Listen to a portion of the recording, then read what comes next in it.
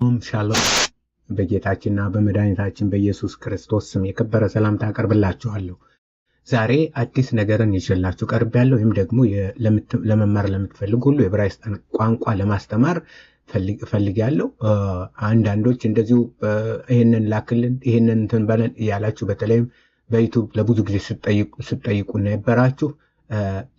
ይህንን እድል እንግዲህ እግዚአብሔር ስሙ የተባረከ ይሁን ይረዳኛል። እኔም ደግሞ የዕብራይስጥ ቋንቋን መጽሐፍ ቅዱስ ቋንቋን አብረን እንማራለን ማለት ነው። የመጽሐፍ ቅዱስ ቋንቋን አብረን እንማር ክፍል 1። በተለይም ደግሞ በቲክቶክ ያላችሁ በተለያየም ግሩፕ ያላችሁም ደግሞ ሼር አድርጉት። ለመማር የሚፈልጉ የእግዚአብሔርን ቋንቋ ለመረዳት የሚፈልጉ መጽሐፍ ቅዱስ ምክንያቱም ብዙ ቋንቋ በትርጉም ምክንያት ልንረዳው የማንችል በአማርኛ በተለይ ብዙ የተፋለሱ ትርጉሞች አሉ። እሱንን ተምረን አብረን እንመለከተዋለን ማለት ነው። ስለዚህ ይህ እንዲሁ ዝም ብለን ፊደል ቆጥረን የምንተወው ሳይሆን አንዳንድ የመጽሐፍ ቅዱስ ክፍሎችን ከእስራኤል መጽሐፍ ቅዱስ ማህበር ወይም ደግሞ ከተናህ የብሉይ ኪዳን መጽሐፍት ቅዱሶችን በመጽሐፍ ቅዱስ ክፍሎችን በመውሰድ እናነባለን፣ እንረዳለን ማለት ነው። ስለዚህ ለመማር ፈቃደኛ የሆናችሁ ሁሉ እግዚአብሔር ይባርካችሁ። ለሌሎችም ሼር እንድታረጉ አደራ በሰማይ አደራ በምድር በማለት ዛሬ ትምህርቱን ይጀምራለሁ። እንግዲህ የዕብራይስጥ ቋንቋ ከአማርኛ ወይም ደግሞ ከሌሎች ቋንቋዎች የሚለይበት የራሱ የሆነ ባህሪ ያለው አንደኛ ፊደላቶች ራሳቸው ቁጥር አላቸው። ቁጥራቸውን ደግሞ የሚናገሩት መልእክት አለ በቁጥሩ። እንደገና ደግሞ ፒክቶሪያል ናቸው ወይም ደግሞ ፒክቸር ናቸው። በውስጣቸው የሚይዙት መልእክትና ትርጉም አላቸው፣ ምስጢር አላቸው። ያንን ወደ ውስጥ ገብተን እንረዳለን። በመጽሐፍ ቅዱስ ደግሞ አንዳንድ ላይ በአንዳንድ ቦታ ላይ በብዙ ቦታ ላይ ማለት ነው የምናገኛቸው ልንረዳቸው በአማርኛ አስቸጋሪ የሆኑትን ያን ገባ አድርገን እንደ የቋንቋውን ባህሪ እንማራለን። መልእክቱንም በዛ እግዚአብሔር ሊያስተምረን የሚፈልገውን ጠለቅ አድርገን እናያለን። ስለዚህ ጊዜውን ሳልወስድ ወደ መጀመሪያው ክፍል ዛሬ ሄዳለሁ። የተወሰኑ እነዚህንን ፊደላቶች እንማራለን ማለት ነው። አሌፍ ይሄ መጀመሪያው ነው። አሌፍ ቤት ቤትና ቤት እና ቬት አንድ ናቸው። መሃል ላይ ምንድነው ነቁጣለው? ዳገሽ ይባላል። ነቁጣለው ቤት ነቁጣለው። ነቁጥ ከሌለው ምን ይሆናል? ቤት ይሆናል። ቤት እዛ ጊመል ሶስተኛው ማን ነው? ጊመል። ምክንያቱም ይሄና ይሄ አንድ ናቸው። የሚለያያቸው ምንድነው? ነቁጡ ነው። ስለዚህ ቤትና ቤት በአንድ እንትን ነው የምንወስዳቸው። አሌፍ ቤት ጊመል ዳሌድ ይሄ ከዘራ ነው። የአባቶቻችን ከዘራ ዳሌድ ይባላል። እንደዚህ አይነት ግራ የሚያጋቡ ብዙ ፊደላት አሉ። እነሱንም ሰፋ አድርጌ አሳያችኋለሁ። ይሄ ምንድነው? እንደ ዳሌድ ነው። እንደዚህ ዳሌድን ትጽፋላችሁ። ከዛ እዚች ላይ ቅጥል ሲሆን ምን ይሆናል? አረጋ ቫብ ዛይን እንደዚህ አይነት ናት። አሌፍ ቤት ጊመል አሌፍ ቤት ጊመል። አብራችሁ በሉ። አሌፍ ቤት ጊመል አሌፍ ቤት ጊመል። ዳሌት ሄይ ቫብ ዛይን ዳሌት ሄይ ቫብ ዛይን ዳሌት ሄይ ቫብ ዛይን ዳሌት ሄይ ቫብ ዛይን። ስለዚህ አሌፍ ቤት ጊመል ዳሌት ሄይ ቫብ ዛይን። እነዚህ ዛሬ የተማርናቸው እነዚህ ናቸው። በደንብ አድርጋችሁ እንትን በሉ። መጽሐፍ ቅዱስ ሄደን እናያቸዋለን፣ ለመለየት እንሞክራለን። እነዚህ ናቸው እንግዲህ አሌፍ ቤት ጊመል ዳሌት ሄይ ቫብ ዛይን። ሌላ እነዚህን በቀላሉ እንድትማሩ ነው። እነዚህ ዳገሽ የሚወስዱ ወይም ደግሞ ጎናቸው ነቁጥ የሚወስዱ የዕብራይስጥ ፊደላት ናቸው።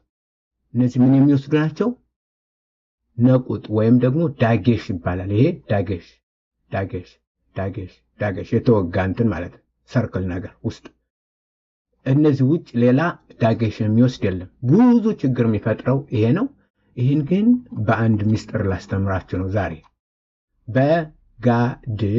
በጋድ ከፋት ለምንድን ነው የተገለበጠው አማርኛው ወደ ዕብራይስጥ? ምክንያቱም እንጀምረው ከግራ ወደ ቀኝ ስለሆነ ነው። ማለት ከቀኝ ወደ ግራ ስለሆነ ነው። ከመጨረሻ ወደ መጀመሪያ ነው የሚሄደው። በጋድ ከፋት። በጋድ ምን አላት? ከፋት። በጋድ ከፋት ይባላሉ። እነዚህ ምን ይባላሉ? በጋድ ከፋት። እነሱ ምንድናቸው? ምንድነው የሚወስዱት? እነዚህ ነቁጥ። እንግዲህ ከ22ቱ የዕብራይስጥ ፊደላት ውስጥ እነዚህን አብዛኛዎቹን እየተማርነ ነው ማለት ነው። በዚህ እንኳን ይሄ ቤት ነው፣ ምን አለው? ዳጌሽ አለው። ይሄ ጊመል ነው፣ ምን አለው? ዳጌሽ አለው። የተማርነው ነው። ይሄ ዳሌት ነው፣ ምን አለው? ዳጌሽ አለው። ይሄ ካፍ ይባላል። ካፍ ወደፊት እንማረዋለን። ካፍ ምን አለው? ዳጌሽ አለው። ይሄ ፔይ ይባላል። ፔይ ምን አለው? ዳጌሽ አለው። ይሄ ታብ የመጨረሻው የዕብራይስጥ ፊደል ታብ ይባላል። ታብ ምን አለው? ዳጌሽ አለው። እነዚህ በዳጌሽና ያለ ዳጌሽ የሚመጡ ናቸው። ዳጌሽ ሳይኖርባቸው ነጥብ አስወጥተን ሌላ ሲነበቡ ለምሳሌ ይህንን የመጀመሪያው በ ይሆናል። በ የነበረው በ ይሆናል። ይሄኛው አይቀይርም። ይሄኛው ዳሌድ አይቀይርም። ይሄኛው ካፍ የነበረው ኻፍ ይሆናል። ወደፊት አስተምራችኋለሁ። ኻፍ ይሆናል። ይሄኛው ደግሞ ፔ የነበረው ፌ ይሆናል። ፌ ታብ እንዳለ ይቀራል፣ እንዳለ ይኖራል ማለት ነው። ስለዚህ በጋድ ከፋት። ለምንድነው የከፋት? በጋድ ጾም ስለተባለች የጋድ ጾም አስቸጋሪ ስለሆነ ከፋት ነው። ስለዚህ እነዚህ ምን ይባላሉ? በጋድ ከፋት። እነሱም ማን ናቸው? ቤት፣ ጊሜል፣ ዳሌድ፣ ካፍ፣ ፔይ፣ ታብ። ማን ናቸው? ቤት፣ ጊሜል፣ ዳሌድ፣ ካፍ፣ ፔይ፣ ታብ። እነዚህ ናቸው። ስለዚህ በተማርነው መሰረት ወደ እንትን እንሄድና ወደ ባይብል እንሄድና ዘፍጥረት እንመለከትና የተማርነውን ፊደል እንድትለዩ ጠይቃችኋለሁ። ለዩ። ከዚህ መካከል የተማርነው ማን ነው? ዘፍጥረት 1:1። ከዚህ ውስጥ የተማርነው አለን ወይ? አለ። ቁጥሩ ደቂቃ ሰጣችኋለሁ። ከነዚህ ውስጥ የተማርነው አለ ወይ?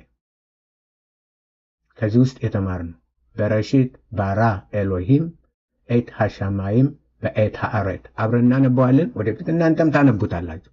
ከዚህ ውስጥ የተማርነው አለ ወይ ነው ጥያቄው። አለ አለ። የታል? ቤት ይሄው፣ አለፍ ይሄው፣ ታብ ይሄው፣ አለፍ ይሄው፣ ቤት ይሄው፣ አለፍ ይሄው። አለፍ ኤሎሂም በምን ይጀምራል? አለፍ ይሄው። ይሄ ማን ነው? ሄይ።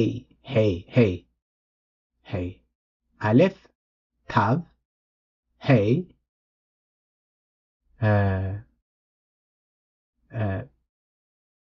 አለፍ ባብ ይሄ ነው። ባብ አለፍ ታብ ባብ አለፍ ታብ ሄይ አለፍ። እነዚህ ናቸው የተማርናቸው። ሌሎችንም ማየት እንችላለን፣ ግን ለዛሬው እዚህ ላይ በደንብ አድርጋችሁ እዩት። ወደፊትም ዘፍጥረት ምዕራፍ 1 ቁጥር 2 አለፍ አለ፣ ባብ አለ፣ ሄይ አለ፣ አለፍ አለ። አዎ ብዙ መጣ ማለት ነው። ሄይ አለ፣ ታብ አለ፣ ሄይ አለ፣ ታብ አለ። እነዚህን ሁሉ እየፈለጋችሁ ታያላችሁ ማለት ነው። ለዛሬው እዚህ ላይ እንጨርሳለን። በሚቀጥለው የሰፋ አድርገን እንመለከታለን። እግዚአብሔር ከእናንተ ጋር ይሁን። በሌላ ፕሮግራም እስክንገናኝ የእግዚአብሔር ፍቅር፣ የጌታ ኢየሱስ ክርስቶስ ጸጋ፣ መንፈስ ቅዱስ ኅብረትና አንድነት እናንተ ጋር ይሁን ባይ